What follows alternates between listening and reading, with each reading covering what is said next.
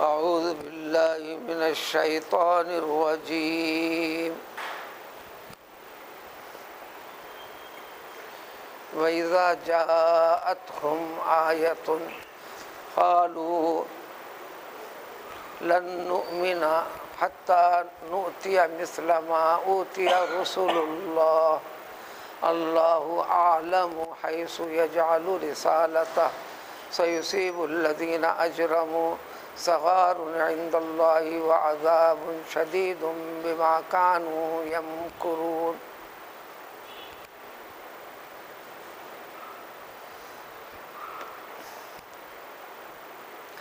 اس آیت سے پہلے سابقہ دو آیتوں میں ایک عام اصولی اور قاعدے والی بات اللہ تعالیٰ نے اس امت کے لوگوں کے سامنے ذکر فرما دیا، جو اس امت کے لوگوں میں یہ چیزیں جو پائی جا رہی ہیں، اسلام کی مخالفت کرتے ہوئے اس کا وبال مسلمانوں کے اوپر وغیرہ وغیرہ، تو سابق آیتوں میں بتایا گیا اس امت سے پہلے بھی جتنے امتیں تھیں، جتنے انبیاء کرام علیہ الصلاۃ والسلام تشریف لائے تھے، ان پر جو لوگ ایمان لائے تھے، ان کے ساتھ بھی سرغنہ، شر پسند، شرارت کرنے والے، قیادت کے درجے کے لوگ، یعنی قائدین، لیڈر، زعماء، عمراء نے مسلسل جد و جہد کی، تحریکیں چلائی، ان کے تحت میں عامت الناس مخالفت کیے، تکالیف میں ڈالے، مشقت میں ڈالے، اور یہ ایسا ہوتا گیا، ایسا ہوتا رہا ہے، جو کچھ ہوا ہے ہوتا رہا ہے، سب کچھ اللہ کی مرضی سے ہوا ہے، اس میں ایک حکمت ہے۔ اسی حکمت کا تقاضا اس امت کے ساتھ، اس امت کے پیغمبر محمد صلی اللہ علیہ وسلم کے ساتھ، اس زمانے کے مسلمانوں کے ساتھ ایسی کچھ آگے پیچھے تبدیلی کے ساتھ جب تک اسلام اور مسلمان باقی رہے گا، برابر یہ چیزیں چلتی رہیں گی۔ تو وہ کیفیت آج کی اس آیت میں ہے۔ جب ان لوگوں کے پاس کوئی بھی آیت آتی ہے، یعنی حکم خداوندی کلام پاک کے ذریعے سے، دین اسلام اور حق کو بتانے والی باتیں، تو ان میں سے قیادت پسند طبقہ جو مخالفت میں ہے، آگے بڑھ کے یہ کہتے ہیں ہم کیوں مانیں اس کو، کیوں قبول کریں ہم اسلام کو، اس پر ایمان لائیں کیوں، یقین کیوں کریں، اس رسول کو رسول کیوں مانیں، ہم اپنا طریقہ کیوں چھوڑ دیں، ہمارا جو مقام اور مرتبہ دنیاوی اعتبار سے جو چل رہا ہے، یہ سب چھوڑ کر تمہارے اس پیش کردہ اصول اور قانون کے تحت ہم غلام کیوں بن جائیں، ہم تابعدار کیوں بن جائیں، جبکہ اب تک ہمارا دنیا میں سلسلہ قیادت کا ہے، قائدین کا ہے، لوگ ہمارے سامنے جھکتے ہیں، مانتے ہیں، اشاروں پہ چلتے ہیں، اٹھتے ہیں، بیٹھتے ہیں، تو ہم کیوں مانیں؟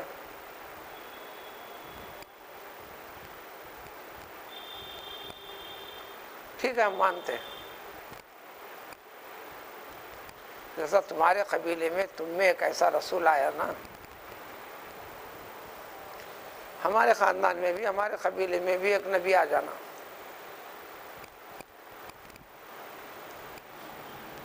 جب دیکھیں گے۔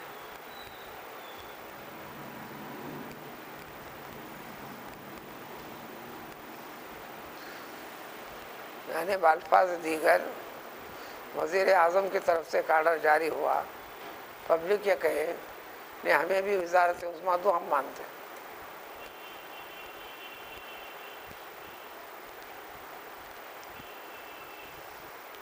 کئی شکلیں پیدا ہوئیں، ان میں سے ایک شکل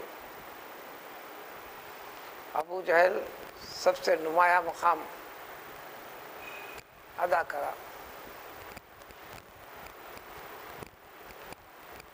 آخری شکلوں میں سے ایک شکل اس نے یہ بھی پیش کیا،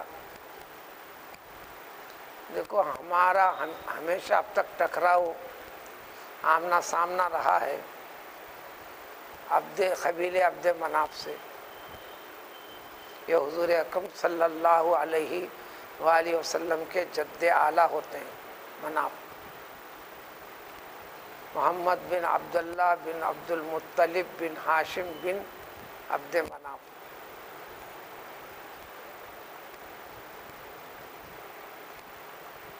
عبد مناف کے دو فرزند، ایک ہاشم اور ایک شمس الدین. عبد مناف کے خاندان میں اولاد میں ہاشم سے چلنے والا سلسلہ جو حضور اکرم صلی اللہ علیہ وسلم کے جد اعلیٰ میں سے ہوتے ہیں، ان میں قیادت والی چیز نہیں تھی. اشرف اکرم مکرم مقام مرتبہ تو تھا، حکمرانی جیسی چیز. اور شمس کے اندر، شمس میں جو سلسلہ نیچے اترتے ہوئے حضرت معاویہ کا تعلق اس سلسلے سے، امام شافعی کا بھی تعلق اس سلسلے سے، جو سلسلے سے آگے بڑھ کر اوپر ملے گا سلسلہ. الغرض ابو جہل نے کہا یہ ہمارے جو شان و شوکت اب تک جو مقام مرتبہ رتبہ تھا، نمایاں تھے ہم لوگوں میں، اب یہ قبول کرنے کے ساتھ زندگی کے ہر پہلو میں ہمارا حکم نہیں چلے گا. اب اس حکم کے تابع رہنا، ہم کیوں ایمان لائیں؟ ایک نمونہ خالی اس واقعے کے ساتھ جوڑنا نہیں، جوڑ رابطے کے لیے اس جیسی شکلیں بھی سے معاملات کے اندر ہوتے ہیں. آدمی نافرمانی کرنے کے لیے، حجت پیدا کرنے کے لیے مقصد رہتا ہے نہیں ماننا، خود اپنی بڑائی تسلیم کروانا چاہتا ہے. ٹھیک ہے، ہم میں بھی ایک نبی آ جائے، ہمارے پاس بھی وہی آ جائے،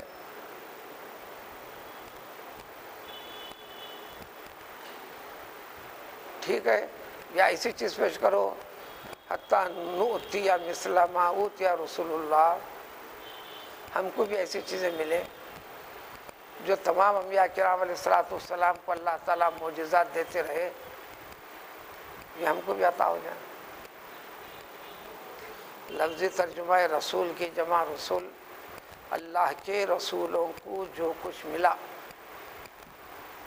مقام مرتبہ معجزات کی شکل وغیرہ، یہ ہم کو بھی مل جائے. یہ ایک انداز بیان عربی کا، کبھی واحد کے لیے، ایک کے لیے جمع کے صیغے سے بھی کہتے ہیں. مراد یہاں رسول اللہ سے اللہ کے رسول پیغمبر صلی اللہ علیہ وآلہ وسلم ہی ایک ہی مراد ہے. یعنی پیغمبر محمد صلی اللہ علیہ وسلم کو جو نوازے اللہ تعالیٰ، وہ نوازش ہم پہ بھی ہو جائے. اللہ عالم حیث یجعل رسالتہ، یہ طلب میں ملنے والی چیزیں نہیں ہیں. اس کی استعداد، اہلیت، صلاحیت کس انسان کے اندر پیدا کی گئی ہے اللہ کی طرف سے، اس کو سنبھالنے کی حیثیت، طاقت رکھتا کون ہے، یہ اللہ تعالیٰ خوب اور بہتر جانتے ہیں. اس لیے اللہ تعالیٰ انہی کو ہر بڑے مقام اور مرتبے کے لیے منتخب فرماتے ہیں. رسالت والے معاملے میں بھی ایسا ہی ہے. نبی انسانوں میں سے کس انسان کا انتخاب کرنا ہے تمہارا رب خوب بہتر جانتا ہے. تمہارے ضد سے، تمہارے ڈیمانڈ سے، مطالبے سے یہ چیز ملنے والی نہیں ہے. اب قطعی بات، رسالت طلب سے، جد و جہد سے، مسلسل محنت کرنے سے یہ ملنے والی نہیں ہے۔ اس طرح درجہ بدرجہ نیچے بھی اترتے جائیے، ذکر و شغل میں مشغول مصروف،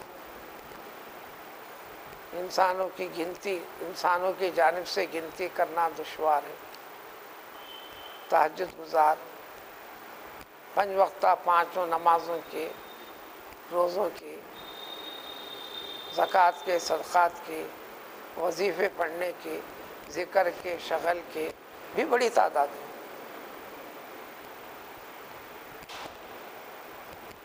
ولایت کے درجے کو پہنچنے کے لیے یہ راستے طریقے ہیں بھی۔ اس میں آدمی نیک بن گیا، ہو گیا، نیکی کی طرف مائل ہوا، لیکن ولایت کا ملنا یعنی ولی کہلانا، بحیثیت ولی، وہ درجہ مقام لوگوں میں مل جانا، یہ بھی اللہ تعالیٰ کی جانب سے فضل کی طرف سے عطا ہوتا ہے۔ یعنی محنت جد و جہد سے حاصل ہونے والی چیز ہے، محنت رائے گاں جانے والی نہیں ہے، لیکن جب ملنا ہے اس میں بڑا مقام مرتبہ بھی یہ اللہ تعالیٰ کی عطا ہے۔ اہل اللہ کے واقعات میں 1 سے زائد واقعات ہیں۔ ابدال غیر معمولی شخصیت ہوتی ہے اللہ کے بندوں میں۔ اللہ تعالیٰ روحانی طاقت اور قوت، بلکہ کائنات کے چیزوں کے اوپر، تمام مخلوق کے اوپر سب سے بڑی بادشاہی کا درجہ ان کو دے رکھتے ہیں۔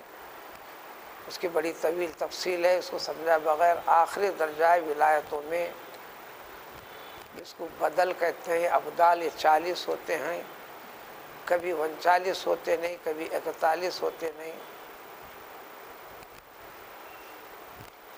یہ استعداد اور صلاحیت رکھنے والے بندوں میں سے کسی کا انتخاب فرماتے ہیں اللہ تعالیٰ، وہ انتظام کرتے ہیں جو جاری اور ساری ہے۔ وہ تفصیل سنانا نہیں ہے، ایک چیز بتانا ہے۔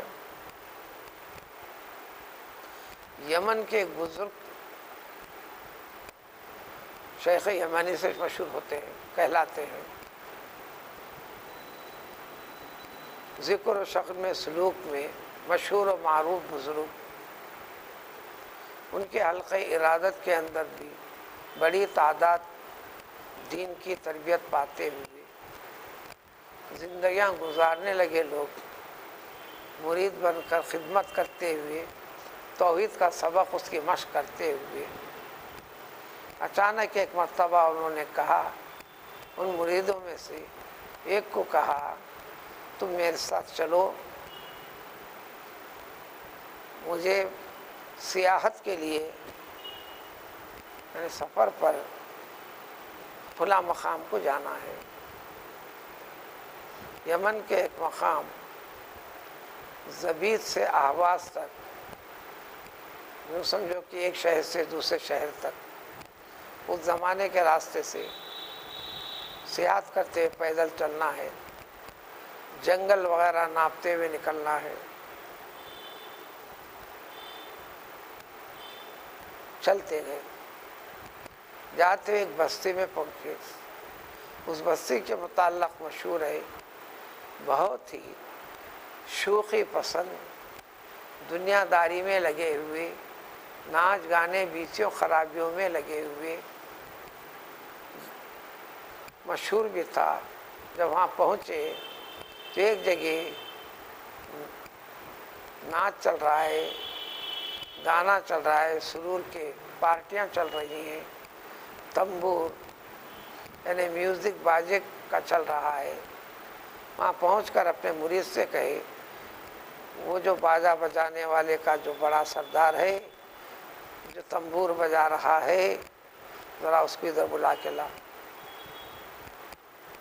یہ مرید گیا، فلاں بزرگ آپ کو یاد کر رہے ہیں، آئیے۔ وہ اپنے باجے کے ساتھ ہی آیا۔ آنے کے ساتھ آپ نے مرید سے کہا اس کا تنبور لے لو، اس کو توڑ دو، پھوڑ دو۔ اس نے بھی کچھ نہیں کہا۔ یہ نہیں کہنا ایک استعداد ہے، دیکھیے وہ تو قدرت کا فیصلہ تھا۔ ایک دم بھڑکنے والے استعداد کی کمی والی چیز ہوتی ہے۔ علم اور بردباری بہت بڑی چیز ہوتی ہے۔ صلاحیت جس کو کہتے ہیں، سرور اور خوشی کے اندر تو کوئی بھی آپ کی ہاں میں ہاں ملاتا ہے۔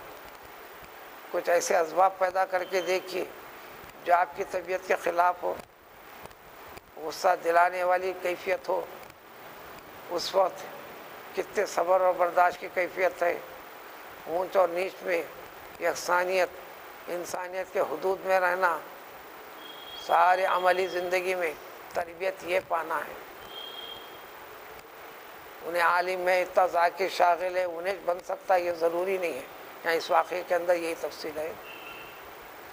پھر اس کو ساتھ لے کے چلو میرے ساتھ،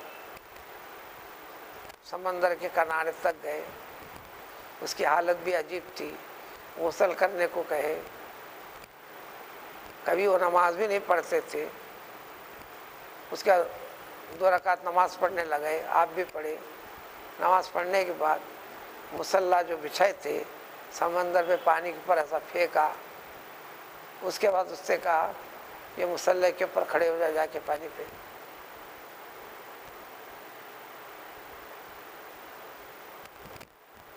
اب مصلی ڈوبا نہیں، جہاز کے جیسا بنتا ہوا چلتا گیا پانی کے موجوں میں۔ جو مرید یہ سب کچھ کر رہا تھا خدمت، اس نے شیخ سے درخواست کیا میں اتنے کئی سالوں سے آپ کی خدمت میں کچھ فیض پانے کے لیے، کچھ بننے کے لیے، کچھ حاصل کرنے کے لیے کر رہا تھا۔ ایک ایسے شخص کو نہ ذکر میں تھا، نہ شغل میں، نہ صوم و صلات کا پابند تھا، آپ اس کو آنن پانن یہ مقام اور مرتبہ عطا کر دیا۔ آپ اس کو، آپ مجھے کچھ بھی عطا نہیں فرمایا آپ۔ تو انہوں نے کہا اس کو جو مقام و مرتبہ میں منتقل کیا ہوں، حقیقت جاننا چاہتا ہے، وہ مقام اور مرتبہ اللہ نے مجھے بھی آج تک نہیں دیا۔ اشارہ ارشاد حکم تھا میں حوالے کیا، اس مقام مرتبے تو میں بھی نہیں ہوں۔ یہ اشارہ ارشاد تھا کہ ایک بدل کا انتقال ہو گیا ہے، وہ بدلیت اس کو نصیب کرنا ہے ابدال میں سے۔ تو پوری استعداد و صلاحیت ایک ساتھ اس کے اندر فوراً آنن پانن آ گئی۔ پچھلی زندگی دیکھو، نہ تسبیح پھیرا، نہ ذاکر ہے، نہ شاغل ہے، لیکن اس کے اندر استعداد، طاقت، صلاحیت جو اللہ تعالیٰ جانتا ہے۔ یہاں جو وہی ہے اللہ عالم حیث یجعل رسالتہ، اللہ تعالیٰ خوب اور بہتر جانتے ہیں کون سی چیز کس کے اندر کیا استعداد ہے، کس کو کس مقام پر عطا کرنا ہے۔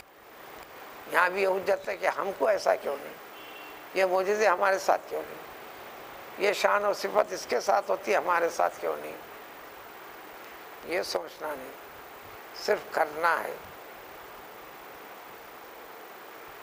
اللہ تعالیٰ کی ذات کے اوپر یقین رکھنا ہے، اسی کے فیصلے کے اوپر یقین رکھتے ہوئے وہ جو عطا کیا اسی کے اوپر قناعت کرتے ہوئے جو خیر ہے، جو بھلا ہے اس کے لیے۔ تو اس جیسی بیسوں چیزوں کی وضاحت اس آیت شریفہ کے ساتھ ہے۔ اللہ تعالیٰ خوب بہتر جانتے ہیں اپنے اس رسالت کے قیام کے لیے، یعنی اس بڑے مقام کے لیے کس کو منتخب کرنا ہے۔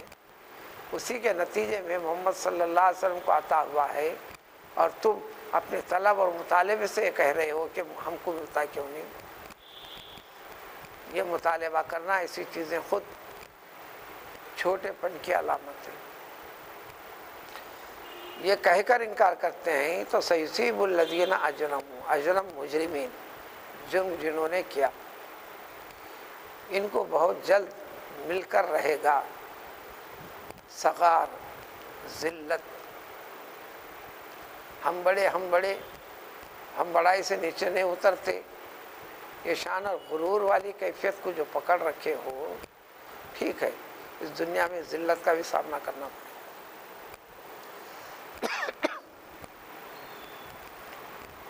اب ابو جہل کے ایک نمونے کے لیے آنکھ اٹھا کر کوئی دیکھ نہیں سکتا تھا. جب اس کے قتل کا واقعہ ہوا، کم سن 2 بچے حضرت رسول اللہ صلی اللہ علیہ وسلم کے لے کر آئے. وہ جانتے بھی نہیں ابو جہل ہے. آ کر لوگوں سے پوچھنے لگے ابو جہل کہاں ہے، ابو جہل کہاں ہے، ابو جہل کہاں ہے. پتہ بتایا لوگوں نے. یہ بچے کیا کریں گے اس کا سن کے. وہ گھوڑے پہ جا رہا تھا، یہ لوگ آگے بڑھ کے اس کے وہ اونٹ کے گرنے کے انتظامات کرے. نیچے گرتے دونوں بچے اس کے سینے پہ سوار ہوئے، تلوار چلانے لگے. ہاتھ سے مدافعت کر نہیں سکا تو بھی انہیں اطمینان سے کہا ارے بچوں، پیار والے انداز میں نہیں، جھڑکنے والے انداز میں، گردن کو اوپر سے نہیں نیچے سے کاٹنا ہے تو جانتا نہیں سردار ہوں، کٹی ہوئی گردن سب کے سامنے پیش ہوں گی تو سردار کی گردن ہے، منڈی ہے، نمایاں طور پر بڑی دکھائی دینا انہیں. یہ سردار آخر تک سب کوشش بھی کرتا رہا. ایسی ہونا ضروری نہیں، ایسی کوئی بھی شکل اس کی ہو سکتی ہے. اللہ تعالیٰ کے پاس انجام ایسے لوگوں کا. اس لیے حدیث میں ہے من وضع نفسہ رفعہ اللہ، جو اپنے آپ کو میں تواضع پیدا کرتا ہے، بڑائی نہ جتاتا لوگوں کے سامنے دل سے، تو اللہ تعالیٰ انتظامات ایسے کرتے ہیں اس کی عزت لوگوں میں بڑھاتے ہیں، اس کو اونچا کرتے چلتے ہیں. ومن رفع نفسہ وضعہ اللہ، حدیث ہے جو اپنے آپ کو اونچا، ہم بھی کچھ ہے، بڑا پن، کہیں بیٹھنا ہے تو نہیں ہم وہاں بیٹھتے، ہم وہ مقام کے فلاں فلاں، کسی بھی کوئی بھی طریقے سے جو خود کو بڑھانے کی کوشش کرتا ہے لوگوں میں، لوگ مانے تو بڑا سمجھا جائے گا نا. وضع اللہ، اللہ تعالیٰ اس کو نیچے گراتے ہیں. اپنی طرف سے کسر نفس کرنا، غرور نفس، بڑائی کو جتانا نہیں. اللہ تعالیٰ بڑے اور چھوٹے، عزیز اور ذلیل انسانوں میں بنائے ہیں.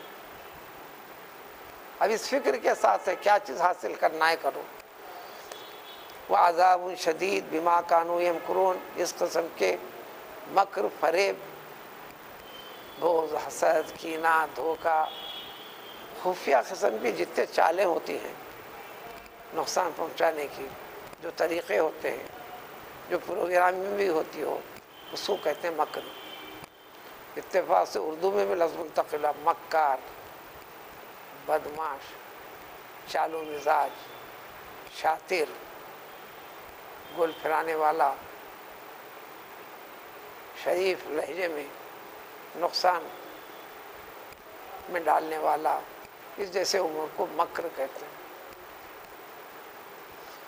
اس جیسی حرکتوں کے ساتھ جو لوگ کرتے ہیں اللہ تعالیٰ ان کو تو بہت سخت ترین عذاب میں مبتلا فرمائے گا. دنیا میں بھی ہو سکتا ہے، آخرت میں تو موت کے بعد تو قطعی طور پر ہے. اب رہا یہ توفیق، ادھر نکل جانا، ادھر بڑھ جانا، نیکی میں آگے بڑھنا، کوئی برائی میں آگے بڑھ رہا، یہ کیا بات ہے. نیک آدمی اچھی بات کو بسرو چٹ قبول کرتا ہے، دوسرا ہاں بولتے رہتے ہیں، انہیں نفرت کرتا ہے، اس کو اچھا نہیں لگتا، وقت دینا نہیں چاہتا، کبھی اطاعت بھی کرتا ہے تو سرسری جلدی جلدی کرتا ہے، زیادہ وقت لگانا اس کو پسند نہیں کرتا. یہ کیا چیز ہے یہ انسان میں. اللہ کے بندے وہ ہیں نماز کے وقت سے پہلے بھی حاضر ہوتے ہیں، نماز کے بعد بھی جلدی بھاگ کے نہیں جاتے. دوسرے ہیں نماز شروع ہونے کا وقت کا انتظار کرتے ہیں، اس کے بعد نکلتے ہیں. پھر اس کے بعد زیادہ اعتراض انہی لوگوں کو پیدا ہوتے ہیں تاکہ انہوں کم سے کم وقت میں پوری نماز بھی ملنا، نماز ملے جیسا وقت میں نہیں، نماز کے شروع ہونے کے بعد نکلتے ہیں۔ اکثر مساجد میں یہ مسائل بھی ہیں، جو للہیت کے لیے آتا اس کو ان سارے مسائل سے انہیں پڑھتا بھی نہیں۔ تو یہ اگلی آیت میں اس کی تفسیر آنے والی ہے۔ سبحان اللہ۔